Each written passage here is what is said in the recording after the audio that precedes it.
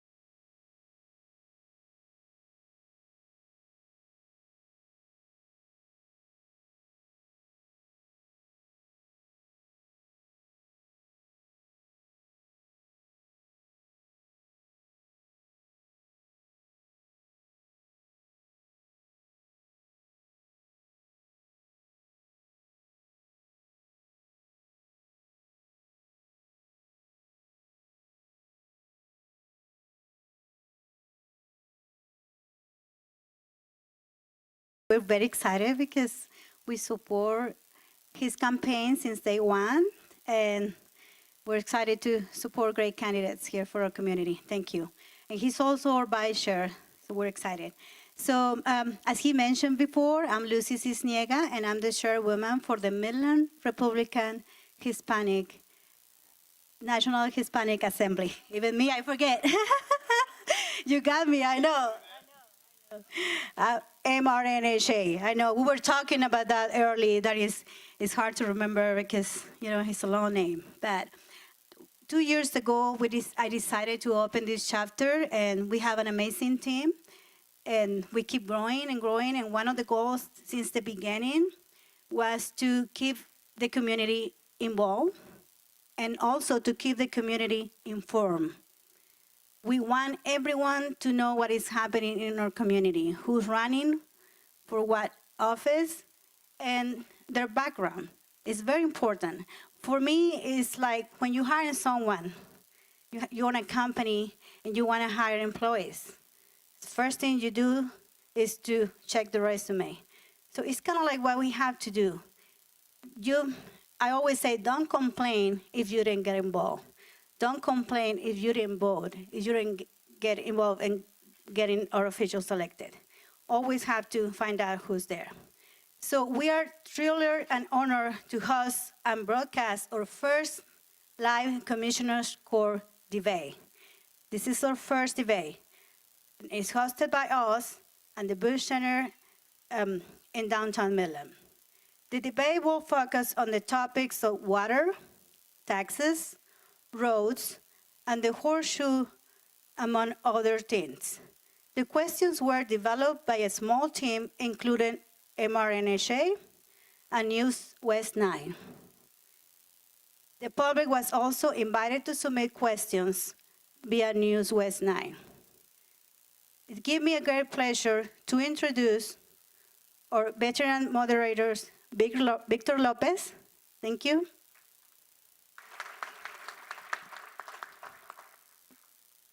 With NewsWest 9, and Emily Oliva.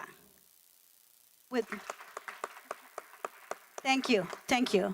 Now I'm going to call Pastor Roy for help us with a prayer. Thank you, Lucy. a word before I pray. I hope that after all of this process of running for office is over, that we still know how to love one another. Because sometimes politics gets ugly and it can get nasty. But we live in this city together, and let's learn to love each other in it. Would you pray with me? While our hearts are attuned to what is going on this evening, this lunch hour with the candidates that have come to talk to us about their heart for this city and how they are going to seek to obtain and end a result. My prayer for all of them is that they would seek your heart to know that who you are not be overlooked, because you are the God of wisdom. And you told us that if we wanted it, to ask. So I'm asking for each one of them that as they pour out their concerns in their heart, that we can see you. And if you will give them understanding and give them knowledge, we will know which candidate fits your agenda. Help us to love one another, as you said, to be friends after all of this is done, that we may glorify you. And we ask it in the name of your Son, Jesus, who is our Lord. Amen. One thing I did want to mention, that we have a silent auction over there behind us, and that will close at 12:30 when this first debate closes. There are also the pieces of paper on the tables if you wanted to submit a question for the candidate. We would like to also remind you there is a QR code at those tables to become a member of our NHA. The questions should be submitted to us in the next 10 minutes before 11:45 so we can actually go through them. We ask that the questions be directed so both candidates can answer. And without any further ado, if y'all wouldn't mind going over the rules, Mr. Lopez, thank you very much. All right. Thank you very much, Dan. All right. Let's go ahead and get started. We'll begin today's debate by giving each candidate in the order of ballot placement 2 minutes for opening remarks.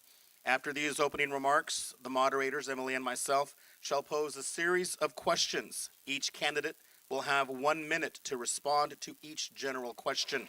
Each candidate will then have 30 seconds for a rebuttal, and we do have a timekeeper that will keep you candidates on time. So you've been warned. At the conclusion of today's questions, each candidate will have 2 minutes for closing statements. So now we would like to remind the audience that this is a live broadcast, and flash photography or booing or making loud noises or other disruptive actions are not allowed, please. Now, let us meet the candidates for County Judge of Midland, Texas. Ladies and gentlemen, please welcome local business owner and incumbent County Judge Terry Johnson.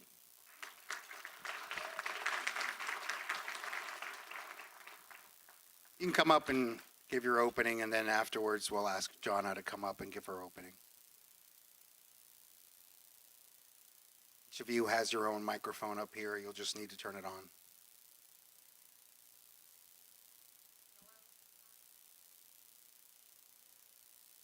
What if I'm colorblind? No, I'm just kidding.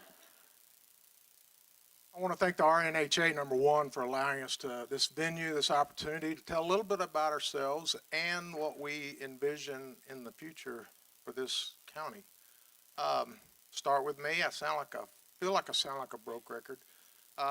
Born and raised here, been here 67 years, and the reason that's important, when I was 20 years old, I bought my first piece of property and put a house on it, and I started paying, guess what, property taxes. So for the last 47 years, I have invested in this community.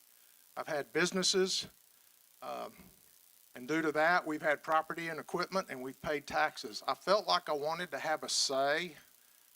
If you want to have a say, you've got to get involved. And so I got involved, and I ran for this office.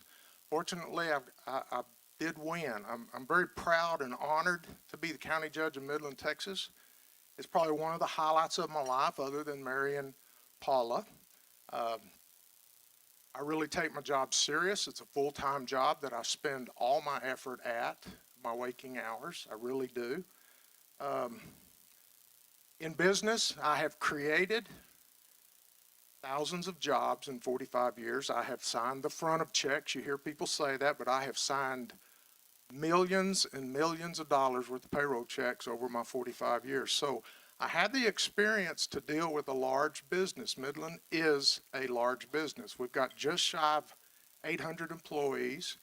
We've got just shy of a $200 million budget. So that really constitutes a large business. And the county judge's job is to deal with that business and deal with the finances of that business. I'm the chief financial officer of the county. I do it with the blessings of the court, but for the most part, they've been very gracious and honored the things I've put into the budget. So with that, I will pass the microphone.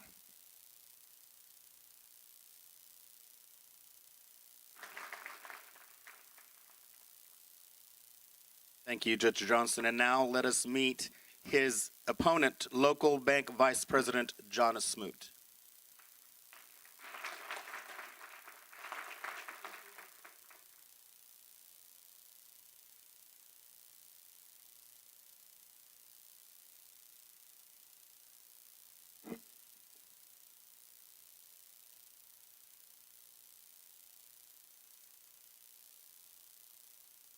Steen? Steen?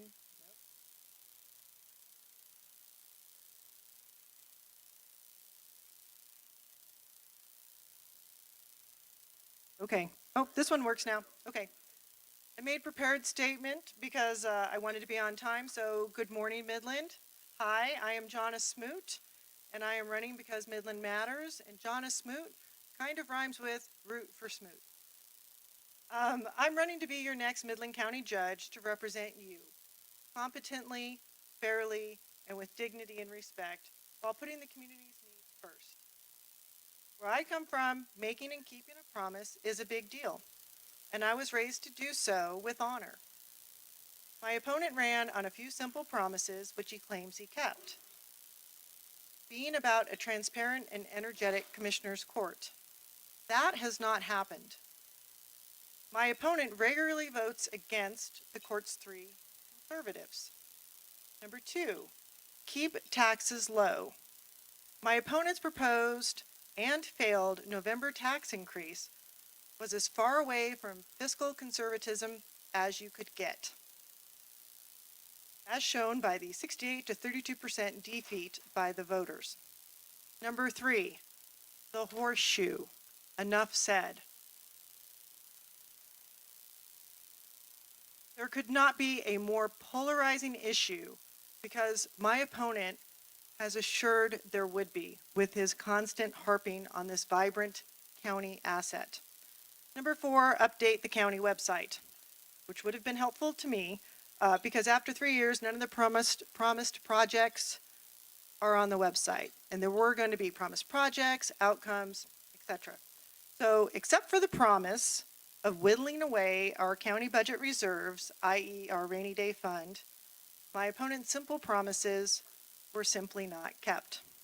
During this next hour and over the next few weeks, I look forward to sharing my positive vision for my leadership in Midland County with you because Midland matters.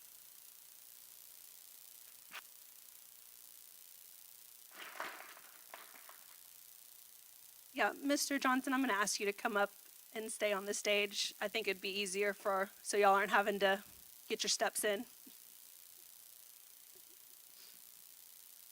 All right, thank you both for your opening remarks. We're going to now move on to the Q&A portion of this forum. And I want to remind the candidates again, you get 60 seconds with a possible 30-second rebuttal to these questions. All right, question 1. Recently, a consultant working with Midland County on a law enforcement complex master plan, including jail facilities, recommended a series of improvements that could reach $187 million. Would your plan be the renovation and expansion of current facilities that would cost taxpayers less, or build a new sheriff's office, JP offices and courtrooms, constable offices, and a new jail at a higher cost? We'll begin with you, Mr. Johnson. Okay, and in dealing with the engineer architect, if you will, we've looked at a lot of different scenarios. Everybody knows where our facility is. It's right across the railroad tracks on Main Street. We've kind of, over the years, we've hodgepodged around there, if you will, trying to build and utilize or use what we could to provide all the buildings needed for what we need. We're kind of at a busting point. There is not much left around there for us to occupy. We have a jail right now with 500 bed capacity. We are authorized to go a little above 750. We really do need to go up on our capacity. So the question being, do we spend the money right now to up it to 750, knowing that in 20 years all that gets scratched and we have to start all over on this 170, 180 million? So it's really something we're going to have to deal with. We're not there yet. We're still listening. Okay, thank you. Ms. Smoot? As far as a rebuttal, I don't have a rebuttal. I'm learning about this. I know you talked about it the other week at Rotary, and I am against spending money needlessly. So as this jail center opportunity gets lined out by the consultants, I'll be able to make a more reasoned opinion. But at this point, with the data that I have, I don't have enough data to see what you're looking for. So just to be clear, y'all have a minute each to answer the question, and then y'all have 30 seconds thereafter to rebut anything that your opponent may say. That way you have some more time if needed. I'd just like to say, what is the safety of our city, our county, our people, our property, our family? What is that worth? What price tag do we as a people put on that safety? I value it, and I highly prize my safety and the protection of my wife, my family, and my property. And if putting people in jail and keeping them there is what it takes, then that's the direction I'll lead. So I'll just leave it right there. I always would concur with safety. I come from a law enforcement family. My father was law enforcement for 33 years. So safety first. All right, the next question, and remember you each have 1 minute to respond, and you will then each get 30 seconds to rebut. We'll start off with Jonna Smoot. This question comes from a NewsWest 9 viewer. Will you commit to not proposing property tax increases without any specific plan or need for them during the 2023-27 term? You have 1 Thank minute. you, NewsWest 9 viewer and listener who submitted the question. Yes, I will commit to that.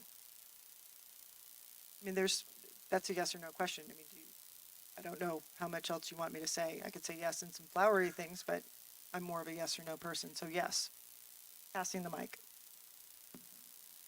Keep in mind, we are one of and absolutely the bottom sales tax rate in the state of Texas right now. We are, and it's because we've been blessed. We were able to collect part of the sales tax that is collected in this area. Can you commit to keeping the sales tax or the property tax low? You can if you can control the budget. The way the county budget works is you create a budget. You give every department head and every elected official everything they need. And then once you're done with that number, you look and see what your proposed tax rate's going to be. So you've got to keep a constant vigil on the line items that you're dealing with. Our budget book is this thick, folks. It's this thick, front and back pages with the smallest print. These glasses barely work. And we go through that from March literally through June, line item by line item. So if you keep the expenses down, which is what I try to do, then you're able to keep what you charge down. So as far as keeping expenses down and keeping the line items down, yes, I haven't written hundreds of thousands of checks like Terry Johnson has, but I understand how to run a business. I've run my own business, and I have aerospace green belt lean principles in management. Right now, we have close to 697 employees, I think, not 800. So that's one part of understanding the budget, is knowing that it's not 800. I think that's important. South of 800.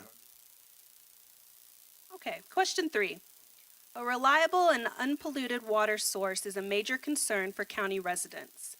Do you know what is causing the water pollution, and how would you go about fixing the water problem? Mr. Johnson. Well, I don't know if we can fix pollution. I can tell you what we do have. We have a source and a supply of water for the residents of the county of Midland, and it lies in a county, a couple of counties west of here. The problem is getting it here and getting it distributed. And that's something that, since I've been in office, the 3 years I've been here, it has been a priority. It's not anything that was talked about in the initial run. Roads and law enforcement was my initial push, but once I got in and saw how close this county was to having water and having water available to its residents, the court was ready to act. I was ready to act. We have budgeted money to make it happen. We've received ARPA funds that we've tentatively earmarked to help that project. We've gotten all the principals involved that are involved in it together, trying to make this happen. I believe that you will see within the next 5 years, you will see water dripping from faucets out in the county. And if I heard the question correctly, it was, what is causing water pollution? Okay, so there's always different reasons why there's water pollution, and the easy one that everyone likes to erroneously blame is the energy industry, and that I do not think is what you're talking about here. So that would not be where I pointed my finger. You know, you've got environmental concerns that happen with agriculture. You've got environmental concerns with pollution in the air. Bernadette's got like 5 seconds left on me, and I'm red.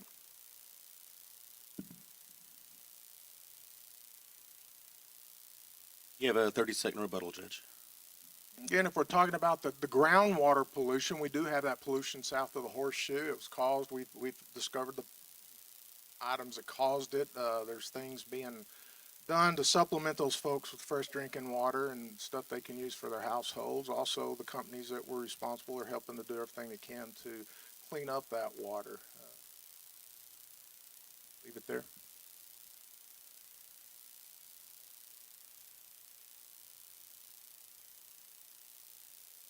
Sorry about that. Got a little sidetracked. All right. Question number 4, and this also comes from a NewsWest 9 viewer. I think I got the deck stacked on my side with those, but moving on. This one will go starting off with candidate Smoot. Will transparency of Midland Horseshoe be a priority of your term, as well as its operating at a loss to taxpayers? Absolutely. So the horseshoe has been talked about ad nauseum for the past 3 years about what a maintenance nightmare it is, what it isn't. What isn't talked about is all of the benefits that it brings to the community. The study that was done about 2 years ago that talked about the positive impact to the community isn't well published to the community, saying there's all of this money, there's all of this activity that we get because the horseshoe's here. One of the things I think about understanding something is taking the demonization out of it. And when we keep talking about what a demon this horseshoe is without publishing any numbers, anything could be true. So I suspect, should we get some data out there, we can all address it a little bit better. And I love data, and I will absolutely share information. I'd love to share with you the 10-year profit and loss that I had generated the first 3 months I was in office, and presented to the court for the first time. They'd seen the actual numbers of what the horseshoe had done for the previous 10 years, year by year by year, by expense line and income line. It was running in the red. It will always run in the red. It always has run in the red. That's not a bad thing. A facility like that, you know, it has its other benefits to the community, but it does run in the red. I had 2 commissioners tell me after I presented that they had always been told it was in the black. That's a shame. That's an actual disgrace. It has not been in the black. It runs in the red. All I've harped on, and I have harped, is I would just like to see a better deal between the county and the folks either managing the horseshoe or control of the booking and the food and beverage. Thank you. So 30-second rebuttal. Thank you. On those numbers, I think they only go out to 2 years ago. That's interesting to me. The horseshoe numbers, their rental rates, if you compare it up against the Bush Convention Center, the rates are very similar. Municipalities, things like parks, aren't supposed to operate at a profit. They're to serve the people. So I do think the contract needs to be looked at, but it doesn't need to be in a vacuum. And that data point of it losing money needs to go against other facilities in Texas.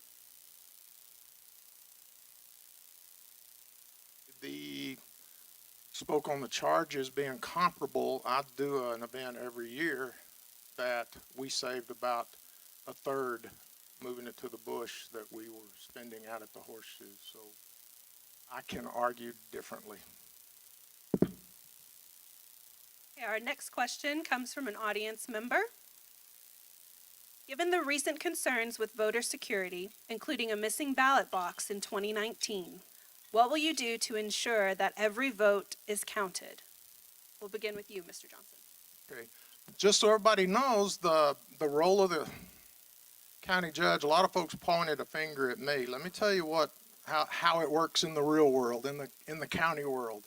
I'm a member of a 5-person board, just like I sat on the commissioner's court. And all I'm there for is to run the meeting, just like we run the meeting at the commissioner's court. The only thing this board can do is hire or fire the election administrator, period. We can't tell that person what to do. We can give them no direction. We have no input. As a county judge now, I occupy another role. I oversee the budget of that office. And I can tell you what I did right after the snafu of what happened. And we got to the bottom of it, and things have been fixed. And what I did afterwards is I budgeted more money, because what we found out is some things needed to be changed so that snafu didn't happen again. And it won't happen again. I'm not to say something else won't, but that particular issue, that hole has been plugged. So on voter security and losing boxes and having your elections administrator carry a big blue box of 836 ballots and put it in a storage room and not find it, who could possibly plan for that one? That's almost as out there as COVID. But part of being a leader is walking into the building and saying, where could this box possibly be? And walking around and looking at it. I understand that you said that things have been updated on the processes. It doesn't stop another box from going into hiding under someone's desk for a month, or into a drawer, or ballots getting stuffed somewhere. So I think training always is important, understanding the importance that every vote matters, and then taking ownership when things go missing or things go astray. Okay, it wasn't a big blue box. That's what the new machines take, and that was the first year to use those machines with the big blue boxes. The old machines were galvanized, little bitty metal galvanized boxes, and those ballots that were pulled out of the big blue box to unstick the machine, because we were having an issue we never had experienced, were put into the silver metal box, and inadvertently that box was put with the other silver boxes that are no longer in use. So but we budgeted more money for more big blue boxes.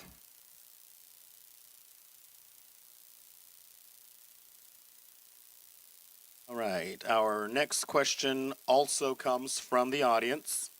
How will you improve our roads? What scope of work? And Ms. Smoot, we'll begin with you. I was out block walking the other day, and there were these 2 children, probably a 10-year-old boy and a 12-year-old boy, and they walked up to me and said, "What are you doing about the roads, you electioning person?" And I said, "Oh, good question." I said, one of the things we all need to first understand is, what roads are we talking about? Because the roads down at the end of their block were decimated. There was pothole here, pothole there, and I said, that is not a county road. I am running for a county office. So one of the things that we need to do is educate the community. Is it a city road? Is it a county road? Is it a state road? Then you also have to work with the different agencies, get the money allocated to what the projects that you need, but they're not all just one road. It's not all just one light system in the city. So I'm going to pass the baton. One of the first things I did, and it's probably my first quarter, I thought we kind of needed a road engineer, somebody who could spend and devote their full day and the experience to manage a road project. There wasn't a whole lot of money in the budget. I was operating under my predecessor's budget when I first got here. We didn't do the road engineer position for a lot of reasons, but my next year, when I got to work on my first budget, I budgeted $50 million. We also ended up creating a special projects coordinator that spends all of his time, day and night, working on the projects of roads. We've dealt with roads that haven't been touched in 100 years. We've dealt with roads that overlap the city, overlap a couple of commissioners. We've done some really, really good things. The first thing we did is went out and engaged. We graded all of our roads from A to F, and we made a concentrated plan of what we're going to do, and we hope to, in time, have all roads to an A-B condition. We're getting there. Thank you. Okay. Next audience question is, how will you work with other tax entities like Midland City Council to do things more efficiently? Johnson? Part of my wanting to run, being in the county, living in the county, having a business in the county, there was a disconnect between the county government and the city government. I'm not saying totally didn't function, but there was a disconnect. I knew I could do that different. I challenge you to talk to any of the former mayors and ask them what the relationship between the county and the city now is. I think you will get a positive response. We get along great with the city. I've worked with Jerry Morales. I'm working with Patrick. We do things in the best of what we can come up with for all of. We're all one people, whether we live in the city or whether we live in the county. I've got a business in the county. I live here in town. I overlap. We've got a great relation with all the taxing entities, from the hospital to college to the school. We work great. I think it's better than it's ever been. We're able to do things that are mutually beneficial to all of us as one people. I'll go back to data. One thing about working better with the county, working with the city is sharing data, sharing information, understanding what positions overlap, what roads overlap, where there may be efficiencies that could be gained. Also relationships. You want to ensure that you have relationships with people, so you're friendly with them, you say hello, you say goodbye, you say please, you say thank you. When they walk in the room, you smile at them. You do those types of things. So those are just the basics of working with your constituents.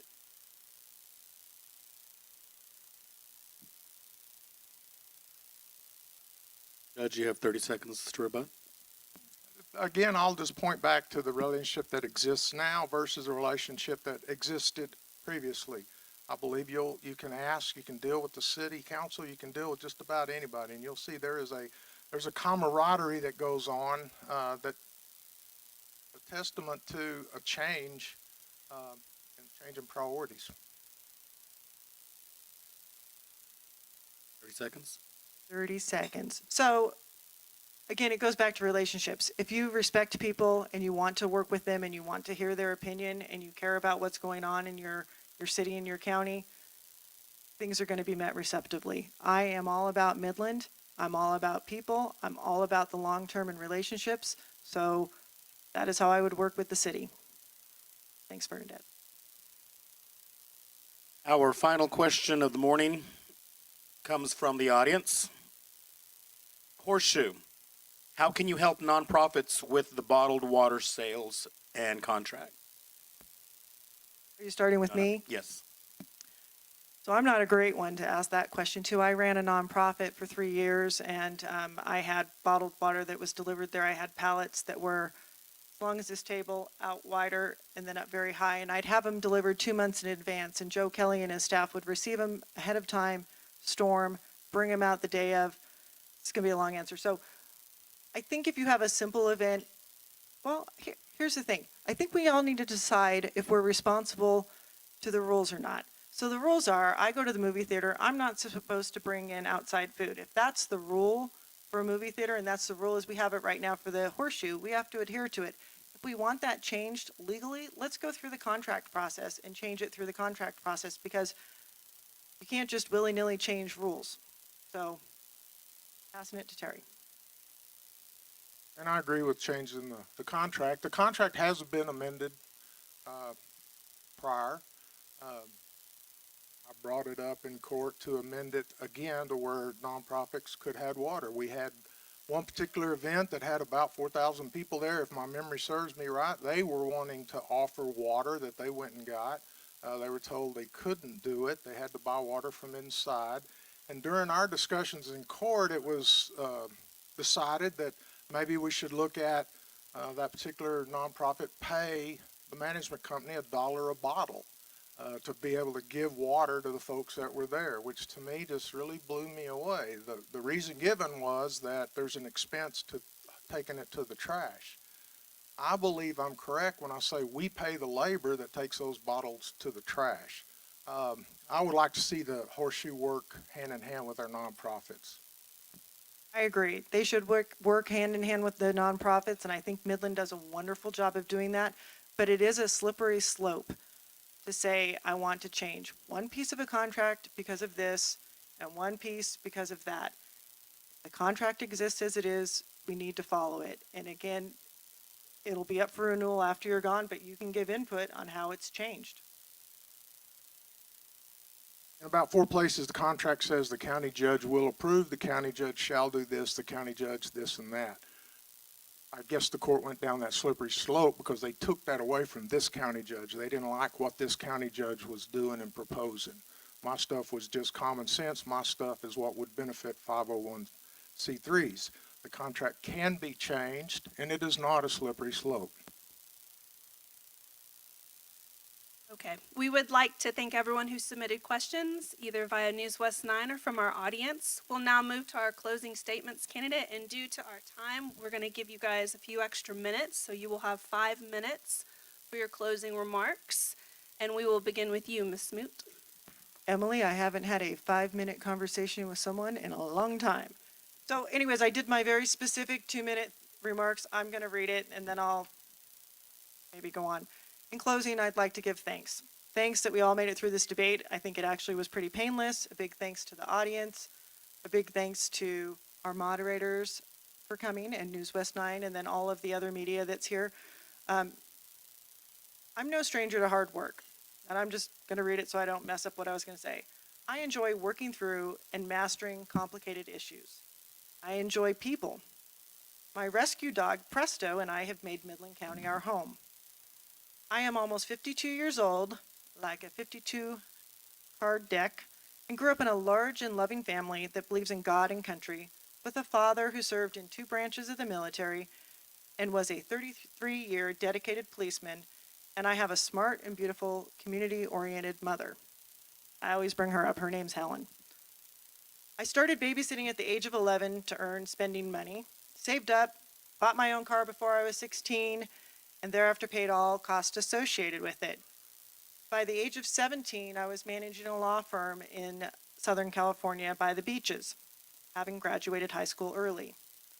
I have a background both in finance and operations, having worked at some of the world's largest companies, and a few very small ones in between.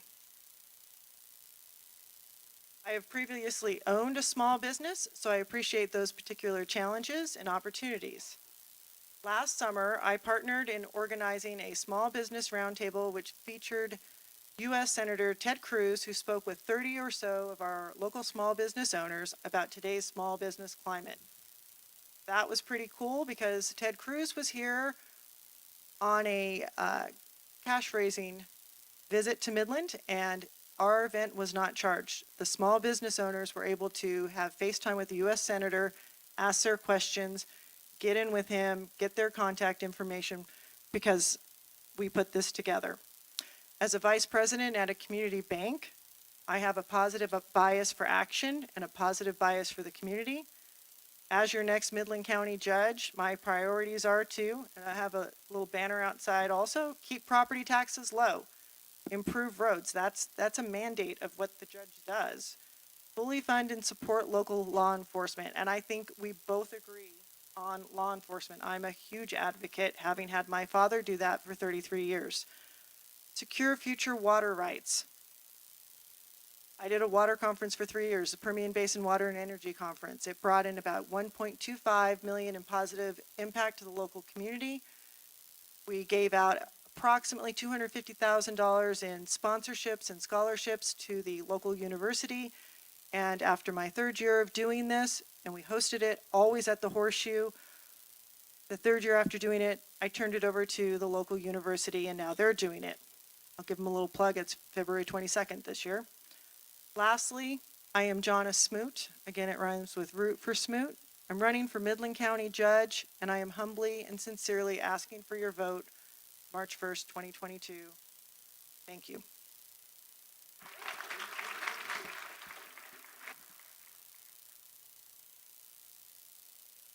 When I first ran, it'd be about 4.5 years ago when I started the process.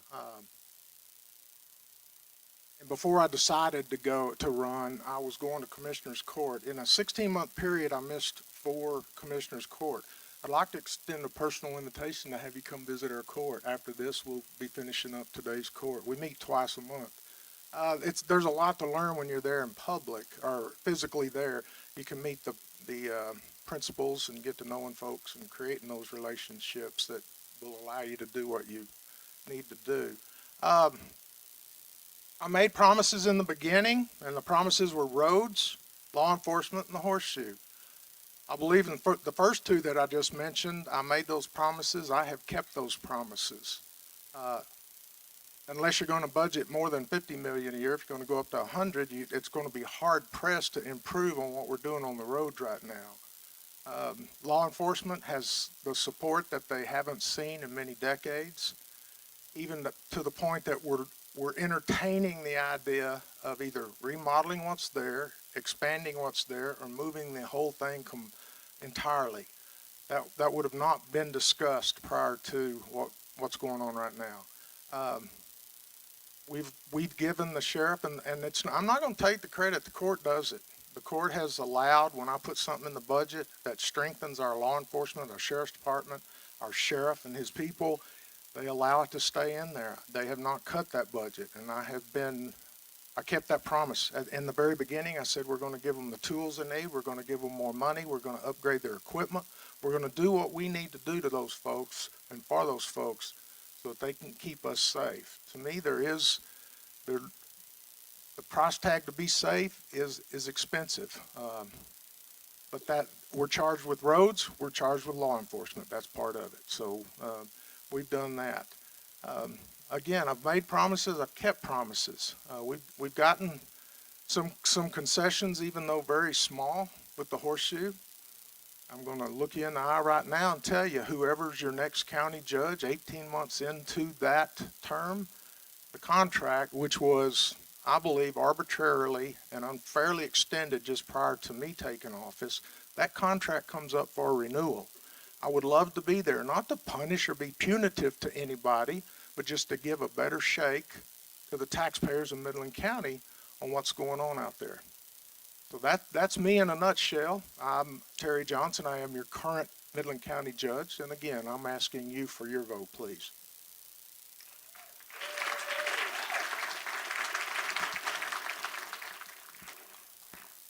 All right. Thank you, Judge. Thank you, Candidate Smoot.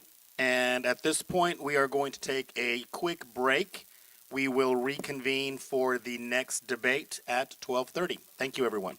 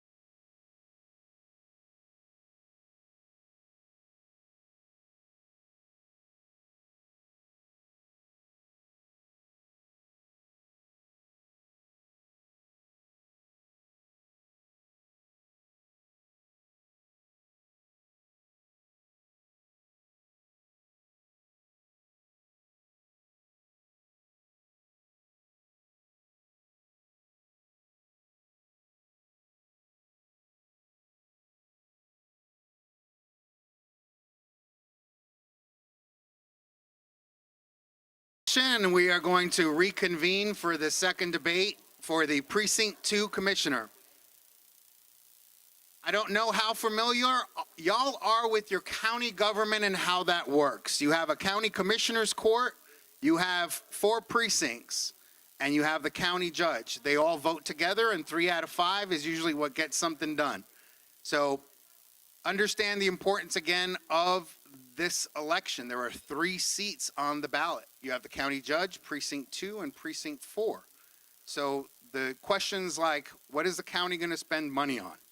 I happen to be on the Animal Services Advisory Commission for the city, and I get asked all the time, well, when's the county going to chip in on those vouchers for spay and neuter? I was like, that's a county question. I'm the city official. I couldn't tell you. But understanding the difference. So we'll start with this second debate. Again, our moderators, we have NewsWest 9's Victor Lopez, and we have Emily Holova. We will start off with some prepared questions, and then we'll have some questions from the audience. If y'all do have questions, there are these pieces of paper up there when you come in. We'll take them up to about 15 minutes in, so at about 12:45, we'll have to stop taking them so we can get them to the moderators in time. Where's Lucy? There she is. So our chairwoman will come up here in just a second, but what are some of the things that you should know? Again, I'll go over early voting, Valentine's Day. Did you know that you can also vote on the weekend? Not saying that's what you need to do to make up for Valentine's Day, but on the 19th, you can vote that Saturday and Sunday. Why is that important? Monday is a holiday, so you can't go vote that Monday thereafter. And then on that Friday, that's it. You cannot vote until the Tuesday, March 1st, Election Day. So double check with the county elections office. Carolyn Graves is there, the head down of the elections office now. And they post all that stuff online, and I'm sure candidates will be putting out a sample of the ballot. In case y'all haven't looked at it, there are over 30 things on the ballot. And I say things because a lot of them are people, but there are 10 propositions.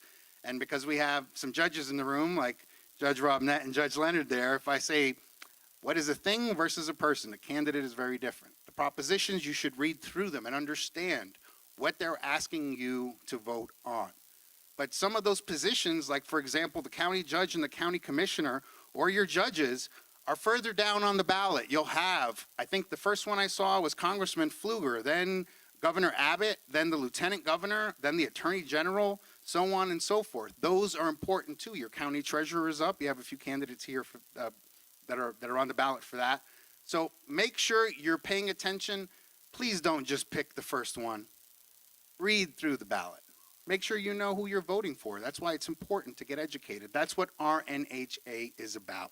It's educating y'all on who the candidates are and why you should vote for the right person. So I'll stop talking. My wife's giving me the look like, all right, you're not making a closing argument, counselor. I'll let y'all go ahead.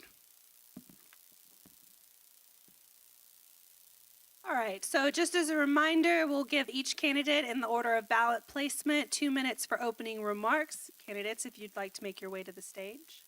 5 minutes. Excuse me, 5 minutes for opening remarks. After the opening remarks, Victor and I will pose a series of questions. Each candidate will have 1 minute to respond to each general question. Each candidate will then have 30 seconds for a rebuttal. At the conclusion of today's question, each candidate shall have 5 minutes, if they would like, for their closing statement. We'd like to remind the audience that this is a live broadcast and flash photography or booing or making loud noises or other disruptive actions are not allowed. Now, let's meet the candidates for Precinct 2 Commissioner of Midland, Texas. Ladies and gentlemen, please welcome local business owner and incumbent, Robin Donnelly.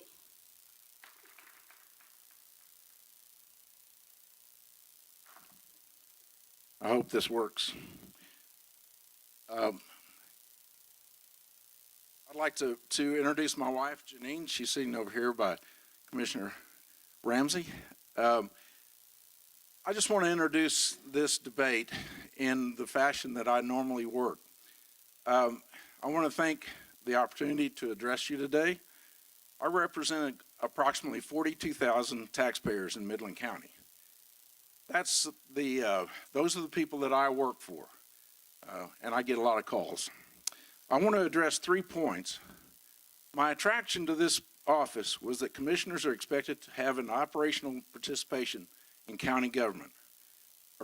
Originally established to oversee road construction and maintenance, the county commissioner's office continues to do this, as well as oversee constitutional duties to maintain a road system, maintain a jail, hold elections, maintain a court system, and maintain a place of filing documents.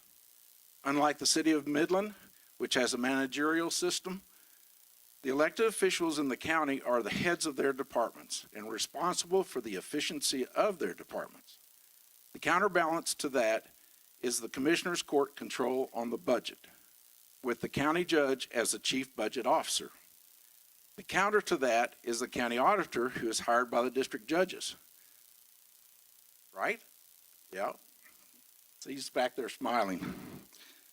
So I've invested the time and effort to make county government function. There's 26 county officials, and we all have to work together. Previously, I was given the direct responsibility for the library, the IT department, and in addition, my own precinct roads, which comprise about 40% of the total mileage of roads in the county. That's and the responsibility is liaison with TxDOT through the Permian Basin Metropolitan Planning Organization.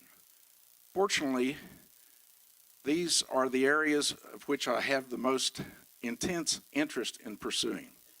The transition of the library to a literacy promoting entity was handled by the whole court participating and deciding on the direction of our libraries. Currently, Commissioner Sanchez, who's here in the back, has the direct responsibility for that library, and he does a fantastic job. My involvement with the IT department was initially centered around the expansion of use of the existing software in the Sheriff's Department. I am proud of the work that IT has put in to address its shortcomings and overcoming the training problems surrounding this very complex piece of software. Today we acknowledge the Impact's Employee of the Month, who was Daniel Ochoa, who was originally assigned to the Sheriff's Department and did an excellent job on that. We commissioners several years ago brought the IT department the maintenance of radios, surveillance cameras, and storage of car and body videos. This unified and made common the vendors, formats, and interchangeability of components. One of my main efforts over the years has been the safety of our sheriff's deputies when they're in the field. I have for years championed relays in the patrol cars to continue contact when the deputy is out of his patrol car. I'm happy to report that today we are erecting 2 towers in the county to supplement the 2 towers in the city, which give us about 95% coverage by the Sheriff's Department portable radios. And I appreciate Sheriff Kriner's support in this project.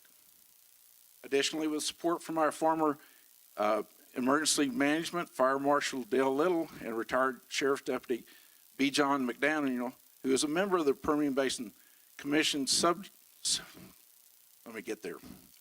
Permian Basin Planning Commission Subcommittee on Statewide Interoperability, the Midland County Commissioners Court joined Gators, the Greater Austin Travis radio system. This has allowed us to reach a level 5 out of 5 in state interoperability, along with 87 counties, which is the highest level of preparedness. Our IT department has worked with the city to create a better communication system between our law enforcement groups, and we are almost there thanks to Chief Herman. The last point I wish to talk about is infrastructure. Transportation and roads are of keen interest to me. We owe thanks to Tom Craddock for getting the legislation passed to repatriate some of the severance tax through our counties, and I'll stop there.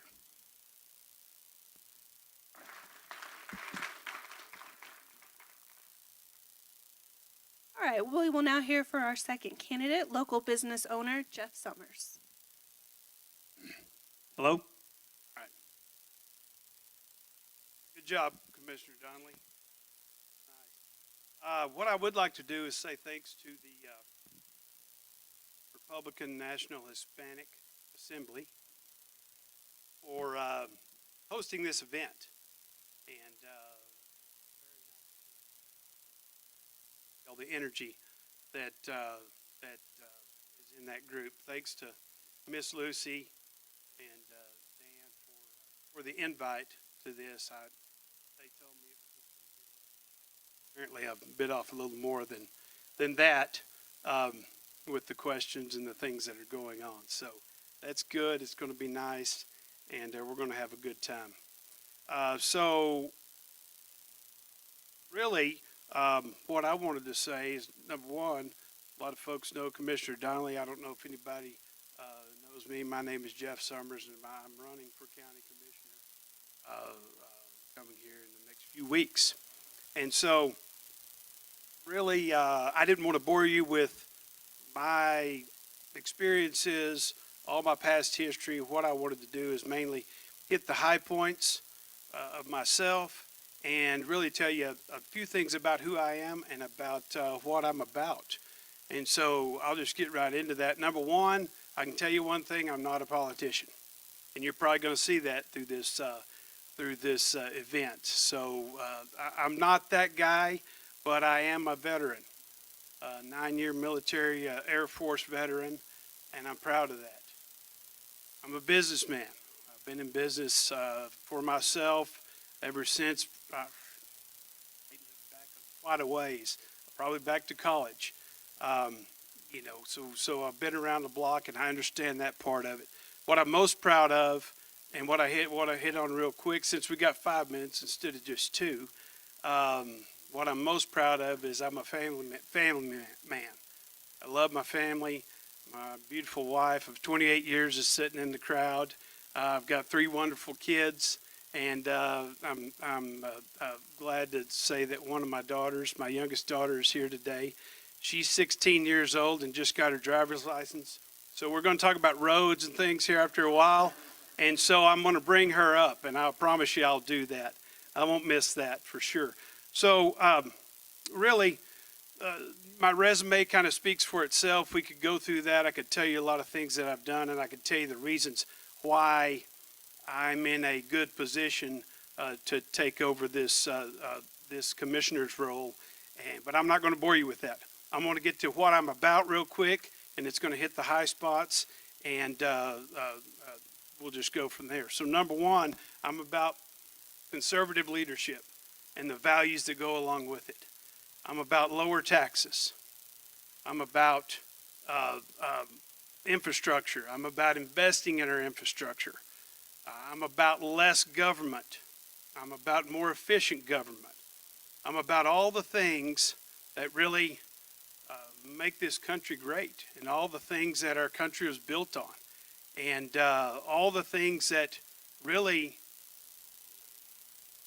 everyone in this room turns us into good, solid, strong Republicans. And those are the things that I'm about, just kind of an overview of all that. And so with all that being said, I can deliver a few things to this county. And like I said, number one is going to be conservative values and conservative leadership. I'm also going to deliver consistent decisions based on those conservative values and conservative values that go along with that, right, hand in hand. And what else I'm going to do is be able to deliver to you a commitment from me to the residents of the county that I'm going to do absolutely everything I can to keep this county moving forward and keep it moving in the right direction. So I thank everybody for coming today. I appreciate your time, and I would love to visit with any and all of you after this event. So thanks a lot.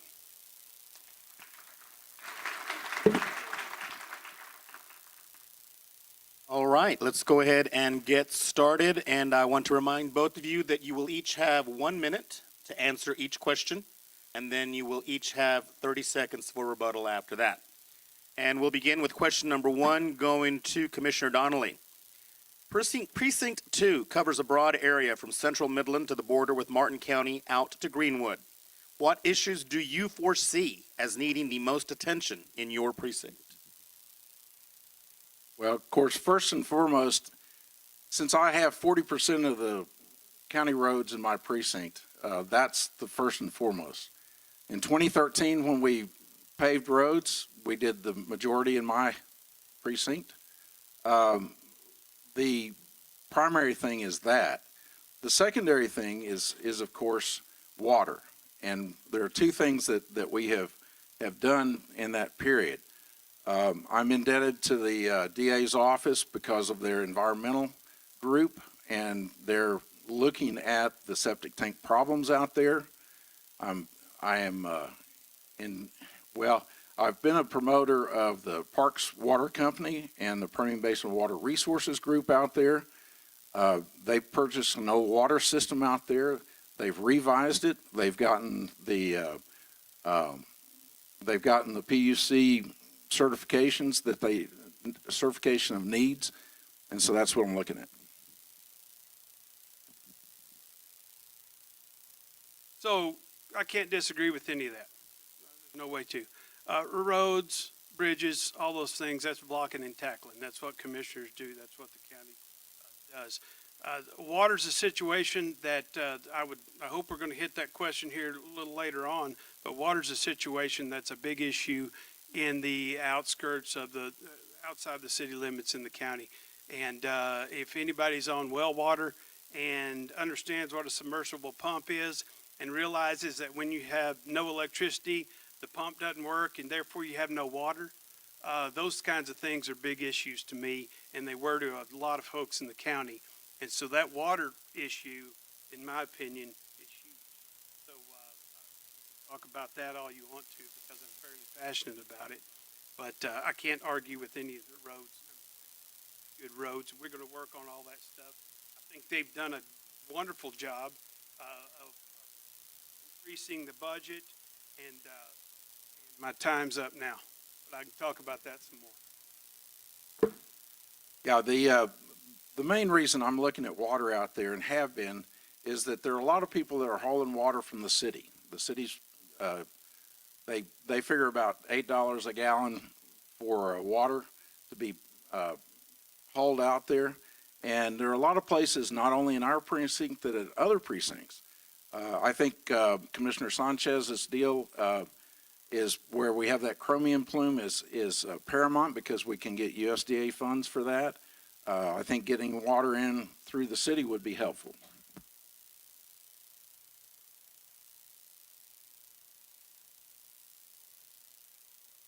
I agree with all that, because it's the fact, it's the truth. The water is a huge issue out there, and it's going to continue to be.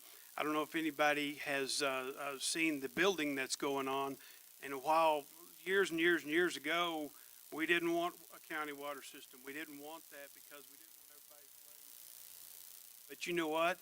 Ready or not, because here it comes. There is Beatonbow and D.R. Horton, and I bet there's thousands of homes being built outside the city limits. Thank you both. Okay, question 2 comes from NewsWest 9, one of their viewers. I see what happened. After one of you is elected to office, the horseshoe contract will come up for bid. What, if anything, would you change about the existing contract that would be better for taxpayers? We'll start with you, Mr. Summers. I can't wait for that to happen. All the details of that contract, I don't have all those details. I'm sure Commissioner Donnelly has it, and I know it's been an issue for a few years, and I understand that there's been improvements on that. But obviously, the contract of the folks that are managing it right now, I've got an issue with, because I think there's other things that you can do to get that facility, which is a wonderful facility, to get that out of the red and get it into the black, or at least break even, and quit having it cost the county taxpayers, city and county taxpayers, more money than it needs to. I think they can bring in more revenue, better concerts in the community, the things that thing was built for. Let's bring some more events in besides the gun and knife show once a month, which is about all we bring it. And I like the gun and knife show. Okay, When we constructed the horseshoe, originally it was done under COs for an arena. The arena was because our Midland County Livestock Association needed a place to actually have for the youth to go and show their animals and to have the events that a normal county would have. When we saw the efficiency and use of the horseshoe of the arena, we decided that we could do a flat surface because we were losing so many days of events. So we put that in. When we saw that we got the event days in, then we looked at it, and Jimmy Smith got his amphitheater. This facility will never be a revenue generator. It'll always be a little on. We looked at Grande Stadium and decided that we need a professional entertainment group to come in, like Wagner Noel. I disagree that it will never be a revenue generator because I think you can get there one way or another. But events, you know, Sandhill Stock Show and Rodeo, Odessa's had that for years and years and years. The Ector County Coliseum I've been there forever, but I'm old too, and I've been there forever, so it's getting older. And we've got a great facility. Let's think outside the box a little bit. Bring in some additional events that the county will benefit from. Okay, one of the things that we looked at when we made a deal with the current management, well, it was actually not the current management. Current management's Horseshoe Hospitality. But they were very much familiar with running facilities of this nature. They knew the promoters, they knew the shows that we were going to have to do, and they did a wonderful job with dirt. They got us back into barrel racing, and I think we got half of them happy. That's very good. All right, question number 3. Working with other tax entities has not always gone well in the past. What are some priorities with other tax entities that you would focus on? Commissioner Donnelly. Well, of course, one of the big things that I look at is the city of Midland, and it's not that we don't function well, because where our roads meet their roads, we've done a very good job in participating with them, and they in participating with us. Fairgrounds Road is an example. Along Interstate 20, where they have 1,000 feet of city limits. Former Mayor Jerry Morales was instrumental in helping us pave their roads out there. I think that works very well. MCUD, Midland County Utility District, is another taxing entity. That's the one that has the ability to bring water into the county, and I think we work with them fairly well. But you know, there's several others that we have that we're working with, and I'm through.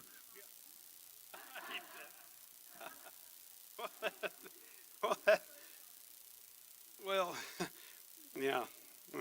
Well, that Midland Utility District, I've obviously been talking about water, and I think they're a key role in the water issue that we have, and I look forward to working with those guys to get this water system completed as soon as possible, and I think there's a line of sight of how we can get there. I'm a team builder. I've always been a team builder in my business or whatever I do, and I don't do a whole lot right, but I get that right every once in a while, and I've been fairly successful in doing that. And I think the county, working with the city, working with the utility districts, for the life of me, I can't understand why we don't do that more and more and more. And I think, I'm not saying it doesn't happen. I just think that I could be a proponent of getting that teamwork together more than it currently is. Okay, I think that anyone who has a feeling that they can work with them, I think we can. I think that there's a possibility, but it's a two-way street, and we must be able to do it on a two-way street. The county can't give up water rights that they have in Winkler County to the city and have them give us something that has only an 8-year term on it. So that's my comment.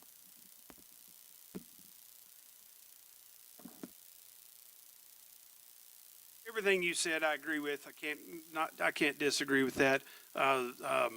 But the water situation, I think we need to work. Everybody needs to work together, get all this right, and continue to move this entire county forward. The cities in the county, let's work together on this deal, and let's get it moving forward for the whole dadgum community, not just the city or not just the folks outside the city. All right, question 4 comes from a NewsWest 9 viewer. One of the concerns people continue to have in terms of our elected officials is accessibility. Apathy has grown rampant because Midlanders do not feel their voices will be heard. What have you done or will you do to discuss with the community important issues before those matters go to the commission for a vote? We'll begin with you, Mr. Summers. Okay, so in deciding to run for this position, obviously I've talked to a lot of people. And I want to run this race is going to be a clean one. It's not going to be, I'm not going to throw any stones, but I have heard quite often that we don't know who our county commissioner is for the precinct that I reside in. So I've heard that time after time after time after time, and I realize that it's difficult for everybody in the precinct because it's 40-something thousand. Realize that, but I don't think the time has been spent on taking care of some of these issues or at least responding to some of the issues that the folks in the county bring up. And all I could say is I'll respond as much as physically possible to get the response back to the folks. I certainly would like to share with you my call log. I'd love for you to. I'll give you the numbers. I have an open door policy. People call me all the time. I keep their names. I follow up with it. I always end my conversations with, if it doesn't happen in 2 weeks, let me know. Or if it doesn't happen in a week, let me know. A lot of this stuff is between developers and the county. A lot of it is between people who are having trouble with the county roads. We're always out there looking for new reasons to be there. And the county, my call log is pretty sacred to me because I do call those folks back. I call them back beyond a year because something that happened a year ago, I'm interested in what happens out there, even if I can't control the situation. I simply listen to what their problems are, and I try to acknowledge it and respond. Well, I will give you credit because you took my call when I called you. So, and so, no, I understand that. I understand when you've got that many constituents in an area that it's going to be difficult to respond to each and every person. And usually the folks that you don't respond to probably talk the most. I understand how that works, and I realize it's difficult. That's a difficult question to answer exactly because it's, there's a lot of people in the community.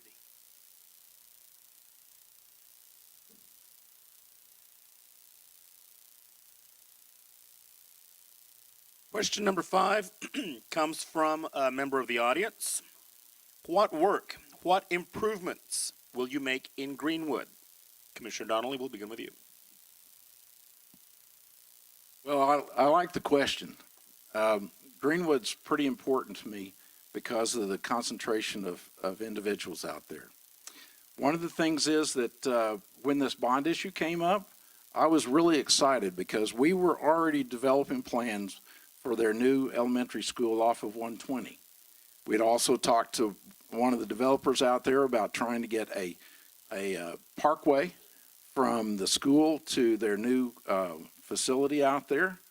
I've worked pretty hard in trying to figure out how to get the drainage in front of Greenwood School to drain off properly. TxDOT tells me that that's not a problem. They didn't change the drainage system. I beg to differ, and we are looking at new ways to have that drain off of there. We're working on a drainage plan, and that's what was part of the deal, is that we were looking out there. I live in Greenwood in that area, and this question is probably fairly easy for me, but I will tell you that I've been on the school board at Greenwood ISD for the past 11 going on 12 years, and the first time I met or talked to Commissioner Donnelly was about a couple months ago. So I understand there's probably a lot of work being done. That's fine. But what I would work on is probably on my flyer right there in front of you, is the extension from the loop and I-20 to Farm to Market Road 307. It's about a mile of road, and my 16-year-old drives down it every day, and all the other 16-year-olds that have new driver's license drive down it every day. It's a mile of road that is a thoroughfare for the community of Greenwood, and it is not good, and it's a point of mine. Very good. One of the things that we looked at when we did the intersection out there and put the light up was we were going to do a 3-lane up there. The unfortunate thing is AT&T has their line there. We would have to move that. There are 2 large pipelines going through that same property in there. We would have to move those or change that. You're looking about, $5 to $10 million for that simple project. That's all I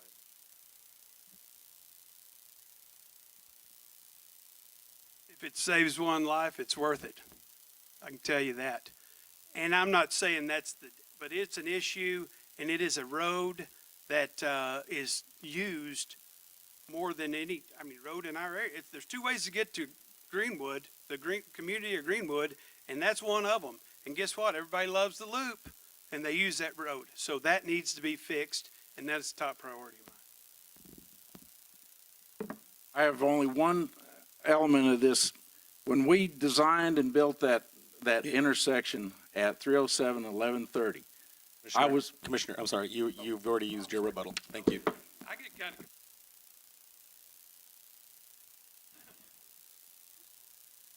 Our next question comes from an audience member. How will you stop flooding and septic tank problems in Precinct 2?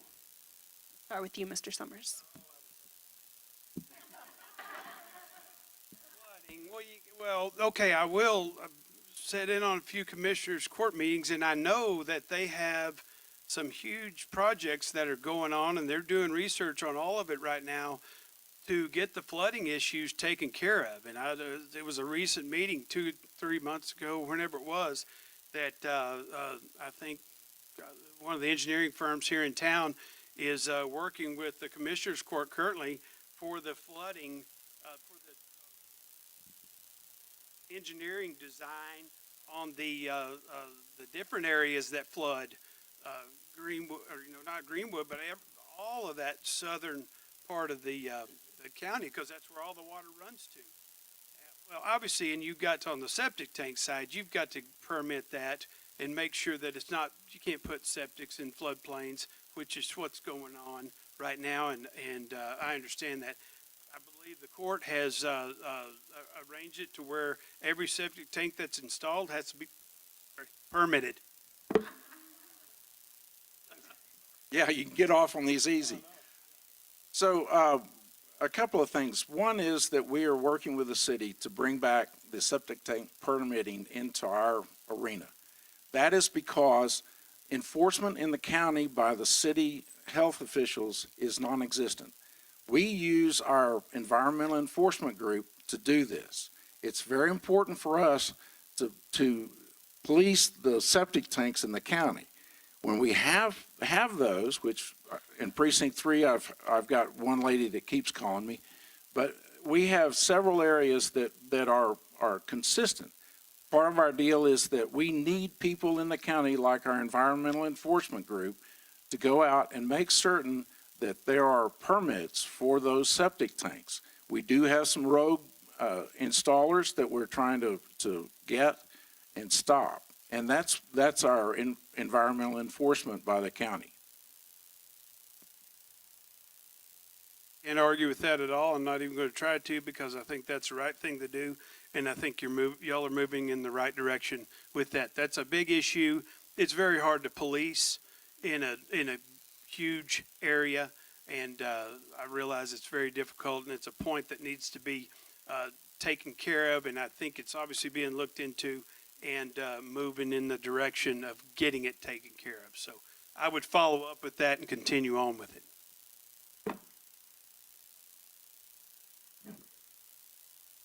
Okay, the drainage system came about because your neighbors on County Road 1085 made a point to me that they were getting flooded out. When I looked at that, and knowing that Greenwood, in front of Greenwood School, they always had a problem with drainage, it prompted me to make certain that we got a drainage plan in the county, which we do now through Parkhill, Smith, and Cooper.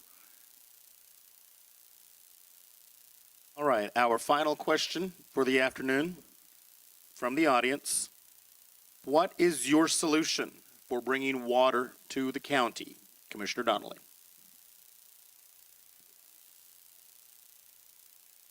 I'll look at Mayor Payton here and say, let us go ahead and use your Midland County Freshwater District #1 pipeline, and we'll build the mile or so from the Eisenhower Tower into the county, and we'll use now that they have their effluent system up and running that they were graciously granted by Pioneer, we can use that freshwater pipeline that extends out to the sewer plant, and we'll pull that out and let the park water system and the Permian Water Resources, using their own funds as private investment, extend that water line so that it can be done efficiently and by private industry.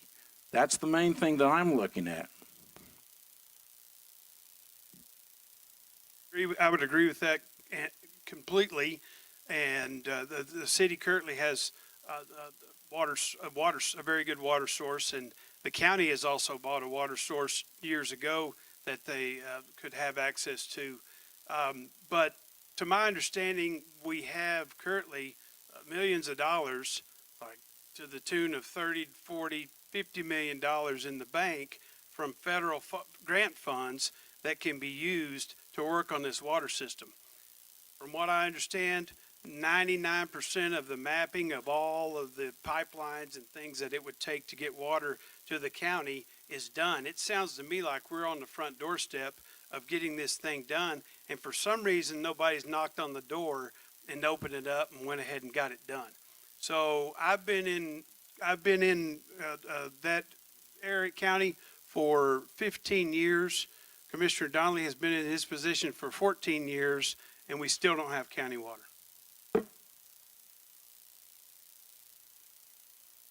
Okay, there's a couple of things that we need to point out. First, the Midland County Freshwater District is holding in trust our water resources in Winkler County. We currently have 17 million in ARPA funds. We'll have 34 million. What that has been targeted for development of water in that area. And that is the #1 priority that I've got, is to use those ARPA funds for water, period.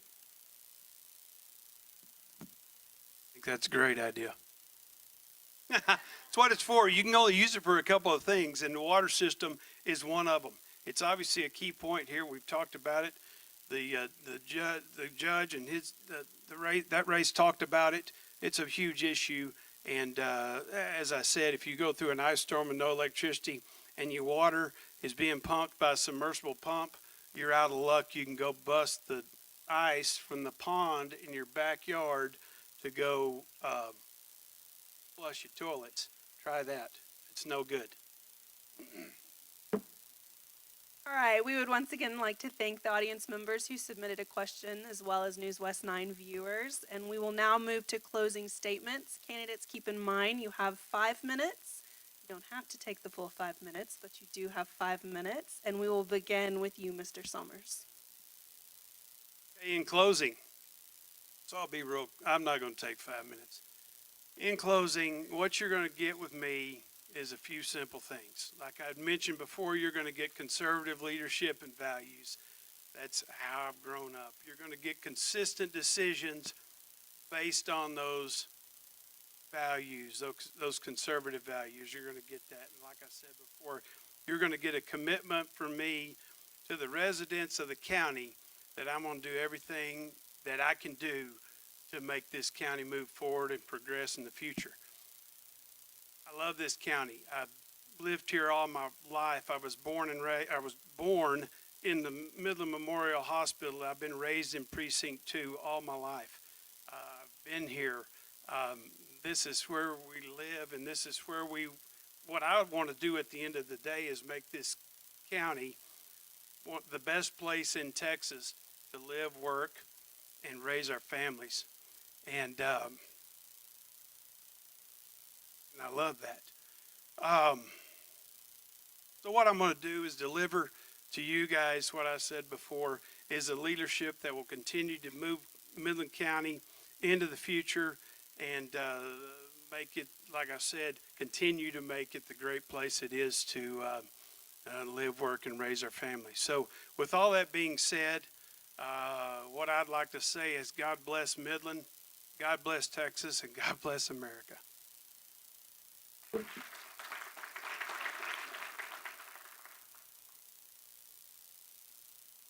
Okay, I don't know where to start. There are a couple of things that I want to make certain that everybody realizes about what we're doing. One of the things is that January a year ago, 2 years ago, we met with the 4 taxing entities that have to do with water in the county. MCUD, Freshwater District Number 1, the City of Midland, and Midland County. It was important at that time, it's important today, and we still look forward to working with those entities as we get through it. The other thing is that we as county commissioners have addressed the drainage problems, the flooding in Precinct 3 as well as flooding in Precinct 2. That's an overall plan that we set out. The main thing that I'm interested in this next term is implementation of a maintenance plan for our county roads. And that I worked on for many years, and the result of that would be where we actually touch each road once every 5 years. And it's important to look at it that way. We seal coat in the summers. We try to fix potholes all the time, but we don't really make certain that every road, every county road is touched every year. And we want to implement that plan. We have an ArcGIS plan that we have now so that the people in Road and Bridge can mark each pothole so that the truck can come out later and fix it. It's important to me to look at these things. It's important to me to look at infrastructure in all of the county. Sitting on the MPO board, the Metropolitan Planning Organization, I get to work with TxDOT, and as y'all will see, they're building a overpass at County Road 1250. Not my area, but it's the same thing there that I'm trying to do at 1208 and I-20. I want an overpass there. I want ramps so that we have another way to get from Greenwood to Midland, and that's part of it. I'm trying to figure out a new loop that we can do around the city. We're starting the South Loop now, and that is now I-14 corridor as designated by the Congress. So I think that we have a good many things that we're trying to do that I would like to continue. As far as our operations, I was against the Public Works Director. We talked about doing a road engineer, but a road engineer under state law, which we're a subsidiary of state law, has duties that we didn't want them to undertake. So we did a public works director. He's great. We've been able to extend this to the septic tank problems.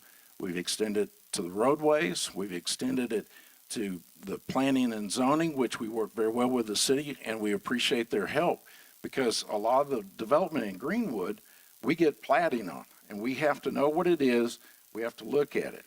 Some of the stuff that we get involved with, everybody looks a little strange, but we have a lot of extraterritorial jurisdiction that the city has. It's 3 miles into the county. That is a duplicate responsibility. That's really an interesting problem that we run into because do building codes exist in the ETJ? Can you do a septic tank there? Who looks at it? Who does the experimentation on it? My group at Montecito, north of Loop 250 at County Road 1150, is a real extreme problem that I've always dealt with, and that was stopped because of reservoir analysis and then revision of plat, and all of this was taken through the city. And so I stepped up and tried to make certain that these citizens were taken care of. And now they have an approved plat so that they can get septic tank permits. It's very important for me to look out for every individual in our county, and Precinct 2 in particular, because it's building up there. One of the developers came and said, "We want a plat. We want to get this done." And I said, "Well, it's in the ETJ, and I don't like what you're building out there." So he's not building in the ETJ. All right, thank you very much, Commissioner Donnelly, Mr. Summers, for joining us this afternoon. And thank you, audience members, for your questions and for your attendance. We are done for the day, but don't forget we do have another round of debates tomorrow for county commissioners. So please join us for that. And with that, Emily, thank you. And everyone have a good afternoon.